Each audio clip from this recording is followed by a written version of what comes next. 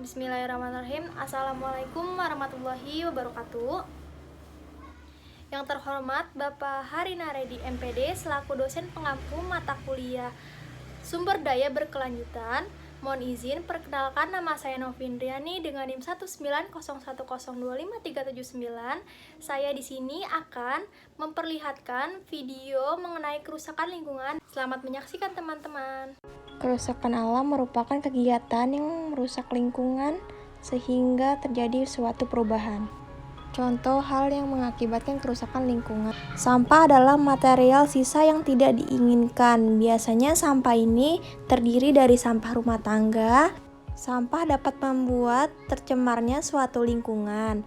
Dan sampah juga bisa membuat aliran sungai menjadi keruh dan menghasilkan berbagai penyakit. Air sungai yang kotor juga bisa menyebabkan kekurangannya oksigen bagi ikan-ikan. Membuang sampah sembarangan juga mendatangkan bau tidak sedap. Solusi dari masalah tersebut adalah adanya kesadaran bagi kita untuk memilah dan memilih sampah organik dan sampah non-organik. Keadaan kendaraan motor dan mobil yang membuat semakin bertambahnya polusi udara. Dengan adanya taman kota, biasanya ditemui banyak-banyak tumbuhan yang bisa menyerap polusi udara yang disebabkan oleh kendaraan bermotor dan kendaraan bermobil. Pertanyaan, biasanya mengakibatkan macet sehingga terjadinya polusi udara dan tidak adanya penyerapan karbon dioksida untuk menyerap segala polusi udara yang terjadi.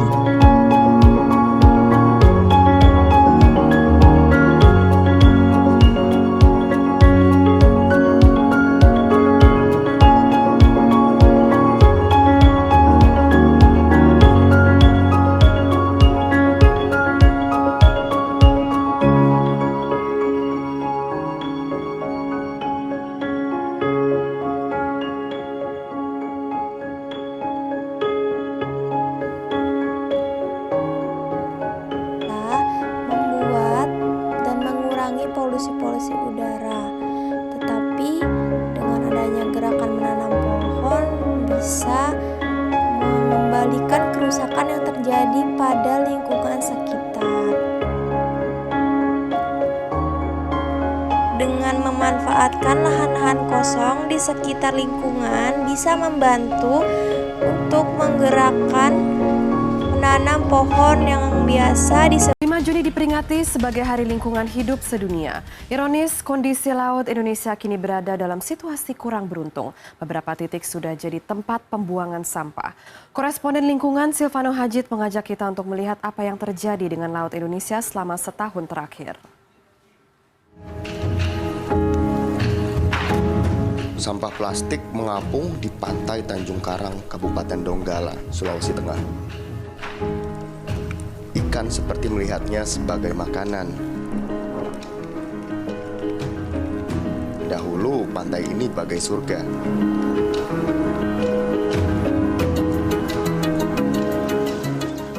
Atau bangau yang kelaparan mencari makan di antara sampah yang tersangkut di bibir sungai menuju Laut Jakarta. Sampah-sampah ini terbawa aliran sungai mulai dari hulu. Padang Lamun, habitat ikan untuk regenerasi. Di sebagian perairan dangkal Kepulauan Seribu sudah dijajah sampah. Meskipun bagian lain masih dalam status baik. Bahkan, sampah sudah mengendap di kedalaman 10 meter. Apakah sampah-sampah ini pantas hidup berdampingan dengan terumbu karang yang sedang sekarat?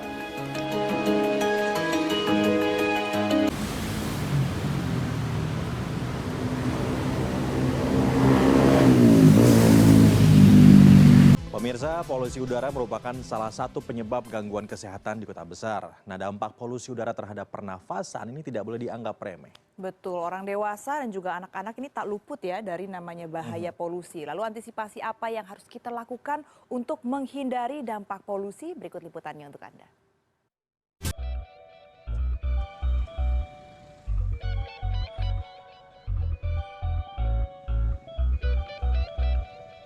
Kualitas udara Jakarta termasuk yang terburuk di dunia menurut Indeks Kualitas Udara di situs pengamat kualitas udara Air Visual. Pada Juli 2019, ibu kota masuk dalam daftar 10 besar kota dengan tingkat polusi tinggi. Data Organisasi Kesehatan Dunia atau WHO menyebutkan 90% masyarakat di negara berkembang hidup berdampingan dengan polusi. Warga Jakarta bukan tidak menyadari hal ini. Kadang-kadang kita terang, tiba-tiba nanti hujan, terus atau polusi. Ke kulit sih, kita kalau berasa ya, kadang-kadang panasnya nggak terlalu, tapi berasanya kayak nyokit atau itu gitu. Polusi udara hampir sama berbahayanya dengan nikotin. Namun dampak terpapar polusi seperti mata berair, batuk, dan kesulitan bernapas kerap dianggap sepele. Manfaatan dan pemeliharaan RTH. Dari sisi ekologis, kehadiran Taman Kota memberi jaminan pengadaan ruang terbuka hijau sebagai bagian dari sistem sirkulasi paru-paru kota, pengatur iklim mikro agar sistem sirkulasi udara dan air secara alami berjalan lancar sebagai peneduh, produsen oksigen, penyerap air hujan, penyedia habitat satwa, penyerap polutan media udara, air dan tanah, peredam kebisingan kota, serta sebagai penahan angin. Aktivitas menggunakan pendingin ruangan maupun menggunakan tisu berlebihan mungkin menjadi aktivitas yang biasa, bahkan telah menjadi kebiasaan kita sehari-hari. Namun ternyata aktivitas tersebut menjadi penyebab pemanasan global, di mana suhu bumi saat ini mencapai 1,1 derajat Celcius. Bahkan lembaga tertinggi dunia yang menangani dampak perubahan iklim memprediksi suhu bumi akan melampaui 1,5 derajat Celcius. Lalu apa yang terjadi jika suhu bumi mencapai 1,5 derajat Celcius? Yang pertama adalah ketinggian permukaan laut akan naik 48 cm. Kemudian air laut akan memanas 16 kali lipat serta ada penambahan 19 hari gelombang panas. Kesimpulannya adalah manusia dan lingkungan merupakan dua kata yang tidak dapat dipisahkan keduanya. Keduanya saling berpengaruh dan mempengaruhi. Pengaruh alam terhadap manusia lebih bersifat pasif, sedangkan pengaruh manusia terhadap alam lebih bersifat aktif. Dalam pemenuhan kebutuhan hidupnya, aktivitas yang dilakukan manusia terhadap alam selalu menimbulkan kerusakan terhadap lingkungan itu sendiri. Menurut Undang-Undang RI tentang Perlindungan dan Pengelolaan Lingkungan Hidup Nomor 32 Tahun 2009 bahwa kerusakan lingkungan hidup adalah perubahan langsung dan tidak langsung terhadap sifat fisik, kimia, atau hayati lingkungan hidup yang melampaui kriteria baku kerusakan lingkungan hidup. Sebagai makhluk hidup yang mempunyai kelebihan dari makhluk hidup lainnya, manusia mempunyai kemampuan ekspoliatif terhadap alam, sehingga mampu merubah alam sesuai dengan apa yang diinginkannya. Namun dengan demikian, walaupun alam tidak memiliki kemampuan aktif ekspoliatif terhadap manusia, apa yang terjadi terhadap alam akan terasa pengaruhnya bagi kehidupan manusia. Oleh sebab itu, pengelolaan dan perlindungan lingkungan hidup harus sesuai dengan kaidah-kaidah lingkungan.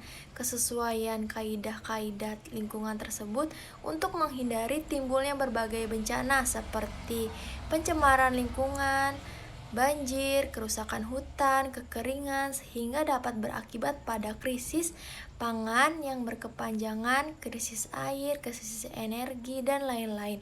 Lingkungan yang kita ketahui saat ini merupakan bagian dari ekosistem yang kecil yang senantiasa memberi manfaat terhadap kehidupan manusia. Contohnya, tumbuhnya sebatang pohon dapat mengurangi polusi udara, memurnikan air, mengurangi kemungkinan banjir, membantu mengatur iklim dengan menangkap dan menyimpan karbon, penyedia untuk kebutuhan bangunan, tempat rekreasi, dan meningkatkan kualitas estetika landscape kehidupan manusia.